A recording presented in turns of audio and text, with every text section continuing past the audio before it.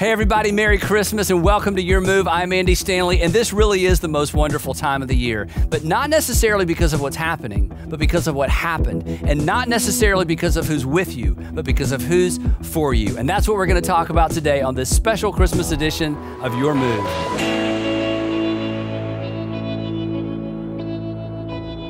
I really do love this time of the year, and part of the reason I love this time of the year, Christmas, is because my family right now is not complicated. And I say right now because I should say it's not complicated yet, because eventually every family gets a little bit complicated, but right now there's 6 of us, and it's just not very complicated. We all get along, we all love to be together. We host Christmas at our house. Sandra cooks, her extended family comes to be with us, and sometimes when they're in town, my extended family comes. So I really, really do love this time of year. And again, because right now, for us, right now, it's not complicated. And I think one of the reasons that's such a big deal to me is because for the last really like 24 or 25 years, my family of origin was very complicated. And some of you understand this. For about 25 years, the 4 of us were never able to get into the same room during Christmas. You know, any 2 of us, any 3 of us, just about, but getting all 4 of us together. And it's nobody's fault. You know, the history doesn't matter. The story doesn't matter. It was just relationally complicated. And throughout the year, as you know, you're not really aware of that because, you know, we can have lunch and we can have dinner. The 2 of us can meet. But at Christmas, the time frame gets compressed, right?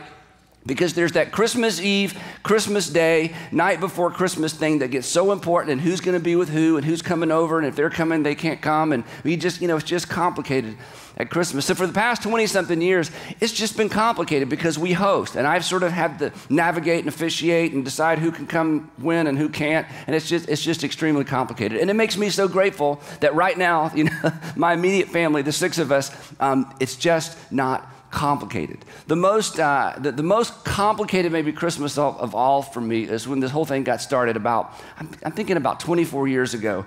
It was the first Christmas that my parents had split up. And some of you have your own story, so this is my sad story. And so we're coming up on Christmas, and we had a tradition where my family would go to my parents' house. We would do Christmas Eve, you know, open gifts, have a big dinner, and then about 10 or 11 at night, we'd jump in the car and go to Sandra's family's house. She lives about 2.5 hours outside. Her family lives in a town about 2.5 hours from Atlanta. So we had this tradition. So as we're approaching this first Christmas where my mom had moved out, she's living somewhere else, she has her own Christmas plans. My dad's in the house that I'd kind of grown up in through college, end of high school and college. He's there in this big house by himself.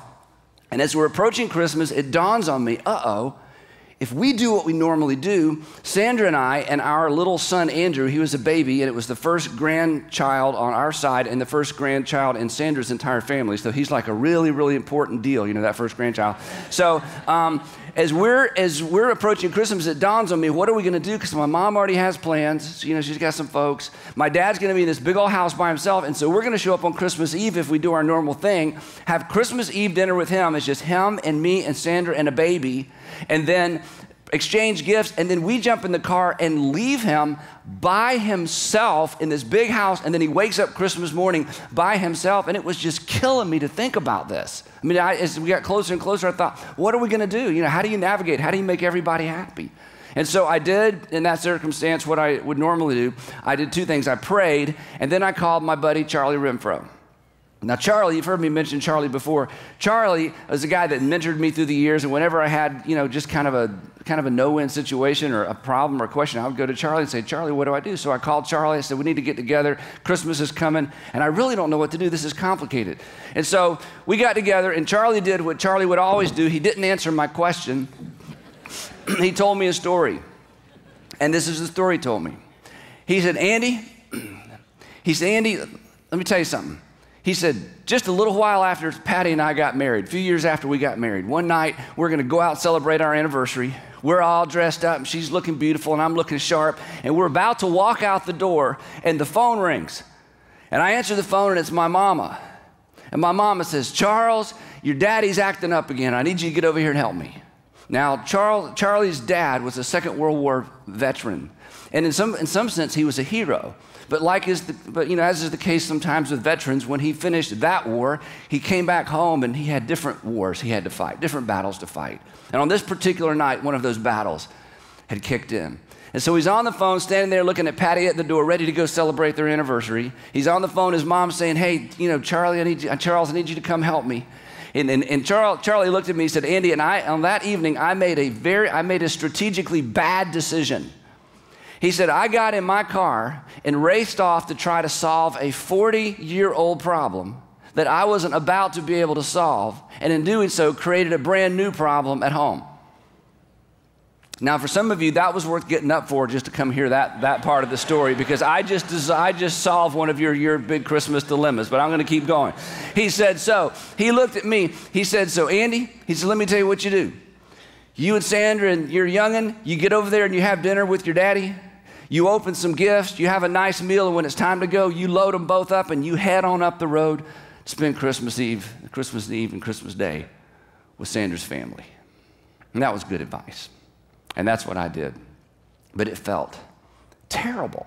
It just felt terrible. It felt wrong. In fact, I called my dad yesterday. I said, Dad, can I share this story? He said, absolutely. He said, that's what Christmas is for most people to some degree. I said, absolutely, it is. And I called Charlie. I said, hey, is it okay, Charlie, if I tell this story? He said, absolutely. He said, it's a good story and it's true. And to some extent, at some point in all of our lives, it's a little bit of our story. Because here's the thing at Christmas that makes Christmas so wonderful and sometimes so terrible. And it's mostly wonderful. But the thing that creates the tension in Christmas is this. At Christmas exaggerates all the bad and at the same time points us to something that's absolutely incredible. Because Christmas is the most wonderful time of the year, but it's not the most wonderful time of the year necessarily because of what is happening around us. It's the most wonderful time of the year, but it's not the most wonderful time of the year because of what's happening. Because what's happening oftentimes at Christmas and what gets exaggerated and what gets focused on because the time gets compressed is that at Christmas we're reminded that there are problems we can't solve, right? There are people we can't control, right? And there's expectations we can't meet. And the truth is, if we pause long enough to look in the mirror, I'm the problem I can't solve, right? And I'm the person I can't seem to control, and I'm the person oftentimes setting expectations that other people can't meet. So at Christmas, it really is the most wonderful time of the year, but it's not necessarily the most wonderful time of the year because of what is happening. Christmas is absolutely the most wonderful time of the year because of what happened. And at Easter, we celebrate an event, a one-time event, but at Christmas, we celebrate a season where we look forward to an event that changed everything, where God sent his son into the world to become the center of history, but more important for you and more important for me. He sent his son into this world to become the center of my life and the center of your life. And when Jesus becomes the center of your life, and when Jesus becomes the center of my life, it centers our life on something stable, on something hopeful, on something that gives us a sense of purpose, a sense of I don't need to fear even though there are many, many things to fear. That there's a sense in which Christmas is not the most wonderful time of the year because of who physically is with us, but it's the most wonderful time of the year because at Christmas we are reminded who is for us. And the darker things get and the more complicated things get, and at Christmas time, everything gets a little bit exaggerated, but at the same time, at Christmas time, we're able to focus on the light of the world that has come into this world to make an extraordinarily practical difference in each of our lives. Now, as you know, or if you grew up in church, you probably know this, but at the beginning of the New Testament, there are 4 Gospels. There's Matthew, Mark, Luke, and John, and there's 4 different accounts of Jesus' life. Matthew, Mark, and Luke, their accounts are very similar. John's is very different.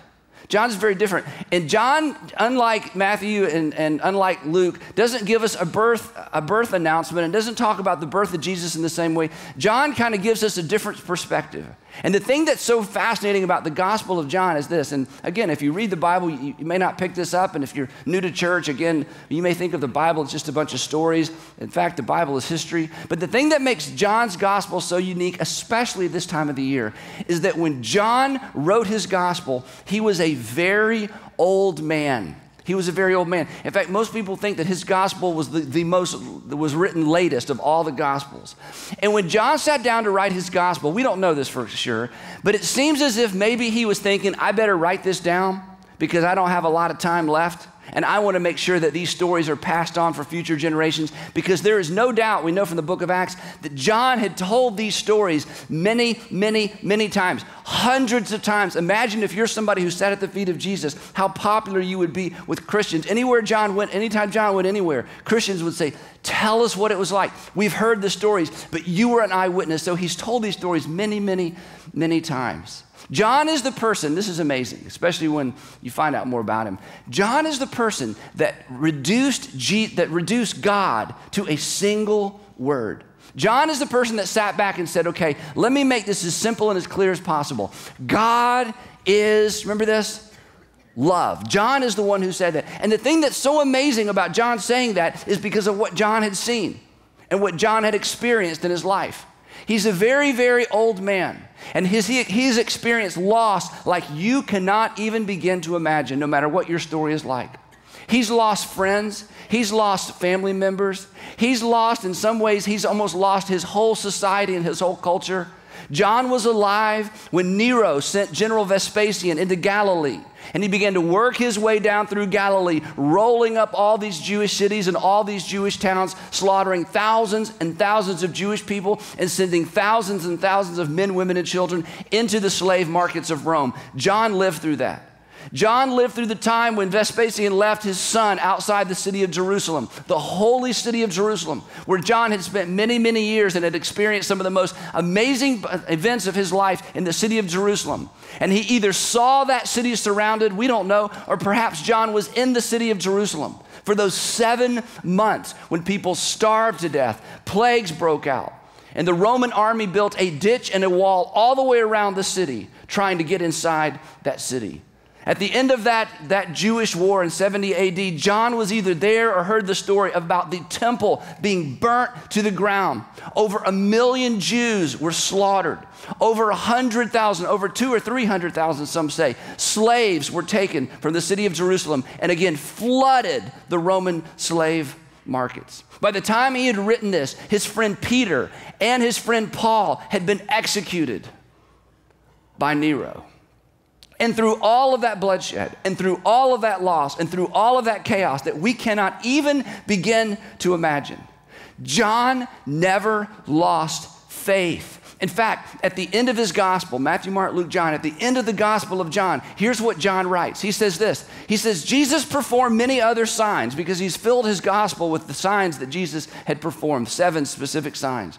He said, Jesus performed many other signs in the presence of his disciples, which are not recorded in this book. In other words, I've just given you a taste of what we experienced with Jesus. And then he says this, but these are written that you may believe. In other words, the reason I'm even writing this gospel, the reason I'm leaving this with you, is I'm hoping that after you read this account of Jesus' life, you won't simply be, impressed. You won't simply be amazed. But I'm writing this so that you might believe Jesus is the Messiah, the Son of God, and that by believing you may have life, not physical life, because everybody reading this already had physical life, that you may have a different kind of life in his name. That in spite of what John had seen, in spite of what John had smelled, in spite of what John had experienced, at the end of his life, with the destruction of everything important to him and the loss of just about everyone important to him,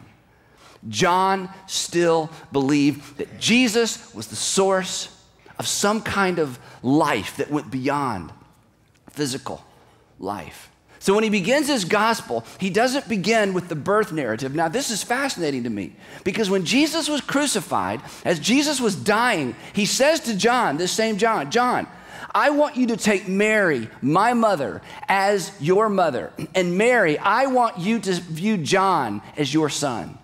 So how much time John and Mary spent together, we don't know. Some people say they left, eventually went to Ephesus, and he took care of her until she died. But we know that John heard over and over and over the birth narrative. If anybody had had the opportunity to say, Mary, tell me what it was like one more time. Mary, what was it like when you discovered you were pregnant? Mary, what did you feel when the angel appeared? Mary, what was it like to know that you bore the Son of God? I mean, he'd heard this story so many times. He was the person that took care of Mary, the mother of Jesus. And yet when John begins his gospel, he doesn't begin with shepherds. He doesn't begin with a manger. He doesn't begin with Egypt. He doesn't begin with Herod and the slaughter of children, little boys in Bethlehem. He begins with the significance of the birth of Jesus. And just like they were very, very dark days when John wrote this gospel, John was reminded that Jesus was born at a time when it was very, very dark as well. And when he sat down to start his gospel, before he got into the narratives, before he got into the details, here's what he said. And this is so extremely powerful, because in a time of our lives and in a season of our lives when things can get so complicated, when we're reminded not only of who is coming, but who won't come, when we're reminded of what we're going to get and we're reminded of what we will never get, John begins his gospel with the birth of Jesus this way. Here's what he says. He says, in him, Jesus, in him was life, not physical life. In him, and John's trying to put it into words. You know, he's got all this experience. He's had all this time to think about it, and he's had all this perspective, and he's seen things come and go, and people born and die, and he's seen the destruction of everything important. And he summarizes it. He said, when I think about Jesus, the best way I know to put it is, in him was life. And that life was the light of all mankind. Now, this was such a huge statement, because when Jesus showed up on the planet and they began to view him as the Jewish Messiah, they thought that what Jesus was going to do would be regional, that what Jesus would do would be for Israel, that what Jesus would do would be a manifestation or a continuation of the Old Testament. And John sits back as an old man and he says, I realize now that Jesus didn't simply come for us, and Jesus didn't simply come for the Jews. That what Jesus came for was all mankind.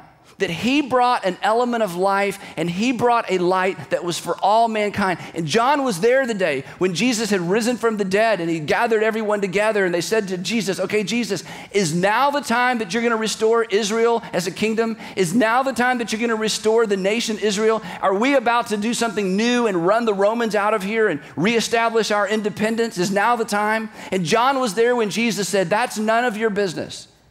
The reason that you're here is because you are to go into every single nation, and you are to share with every single ethnic group and every single people group what you have heard me say. You are to make disciples of all nations. That this light isn't a Jewish light. This is a light for all mankind. And then he says this. This is my favorite part. Again, he's just starting off his gospel. It's like, well, here's the introduction. And the light shines in the darkness. And he thought about the darkness around him. Darkness that, again, we can't really even begin to imagine. He says, in spite of everything that's happened, everyone who's died, everyone who was executed, everyone who was crucified, everyone that was taken away, in spite of the fact that the whole Jewish nation is basically out of business at this point, in fact, in spite of the fact that the temple, the sacrificial system is out of business, never to be restarted, by the way, in spite of everything I've grown to know and to love is gone, in spite of that, this light shines in the darkness, in spite of all that. And then he says, and the darkness has not, and I think he paused and thought, what's the right word? It's like everyone understands what it means for light to shine in darkness, and to expose what was in the darkness. But this light of Christ, this light of Jesus, it shines in the darkness, and it's as if the darkness, as hard as it has tried to put it out, to snuff it out, to overwhelm it, to seize it, to imprison it, to surround it, to understand it. It is as hard as it seems the world and our culture has tried to blow out this light. John says, the darkness has not overcome it. This is a man who got news that the Apostle Paul had been executed, as I said, that Peter had been executed. Perhaps he was the last apostle alive. And with a grin on his face, I'm sure he wrote, in spite of everything this world has tried to do to eradicate the light that is life, the darkness has not overwhelmed it. it has not put it out. Caesar couldn't do it. Tiberius couldn't do it. Nero couldn't do it. The destruction of the temple didn't do it. The death of Jesus hadn't done it. Because again, this was John who raced to the tomb the day that he heard Jesus had risen from the dead, or actually he had heard the tomb was empty, the body had been stolen. This was the same John that raced to that tomb, beat Peter there, but didn't go in because nobody rushes into an empty tomb except Peter. And then eventually John peered in that empty tomb. This was the same John that had breakfast with a risen Savior on the beach.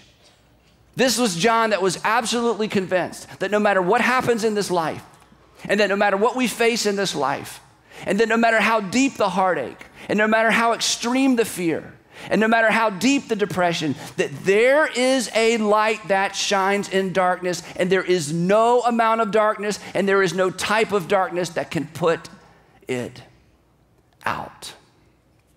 So at Christmas, when we are confronted, as maybe in no other time of the year, at Christmas when we're confronted with the fact that there are problems we cannot solve, that you have problems you can't solve, that you are a problem that someone else is trying to solve.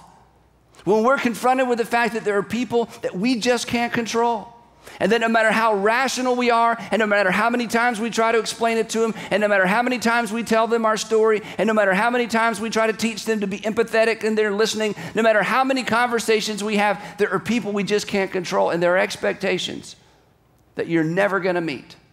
Just like you oftentimes and I oftentimes become or set the expectations that we expect other people to meet. We are reminded in the midst of all of that darkness that Jesus is life and light who overcomes darkness. There is always hope. There is always a reason to believe. There is a God who hears our prayers. There's a reason to wake up every single day and take the next step.